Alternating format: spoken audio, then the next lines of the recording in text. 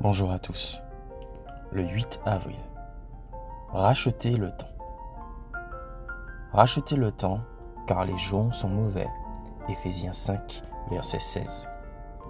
L'écrivain Bernard Mandelbaum raconte dans son livre Choose Life, Choisissez la vie, une anecdote plutôt drôle sur la façon de profiter au maximum du temps.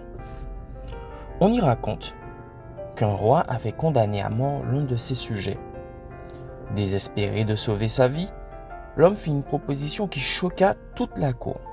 « Votre Majesté, si vous me permettez de vivre, j'apprendrai à votre cheval à voler d'ici un an. » L'idée parut très intéressante au roi, et il accéda donc à la demande de l'homme. Lorsque les amis du condamné à mort lui demandèrent pourquoi il avait promis une telle ineptie, l'homme expliqua. Beaucoup de choses peuvent arriver au cours d'une année. Le roi peut mourir ou je peux moi-même mourir.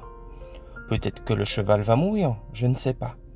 En un an, même un cheval peut apprendre à voler.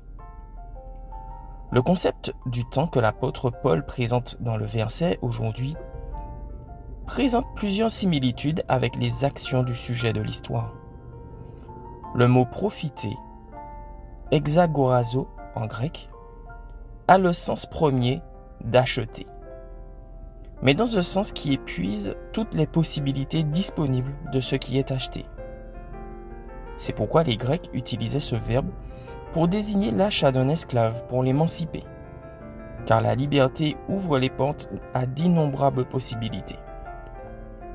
Cela implique que, pour Paul, il existe des comportements et des attitudes qui asservissent notre temps. Et profiter du temps consiste à le libérer ou à le racheter, comme le disent d'autres versions bibliques, pour en tirer le meilleur parti. Or, contrairement à l'histoire du sujet et du roi, racheter le temps ne consiste pas à le prolonger, mais à faire quelque chose d'utile avec ce qui nous a été donné.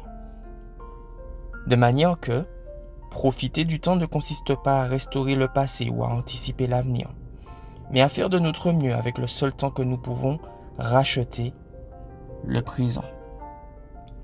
Aujourd'hui, le Seigneur te donne un nouveau jour. Qu'en feras-tu? Tu peux laisser ton temps devenir l'esclave des mèmes et des conversations improductives. Ou tu peux tirer le meilleur parti de chaque seconde en lisant, en prenant soin de ton corps ou en t'épanouissant personnellement. Bien sûr, la meilleure façon de tirer le meilleur parti de ton temps est de connaître Jésus, car c'est la clé qui ouvre les portes de la vie éternelle. Jean 17, verset 3. Bonne journée à toi.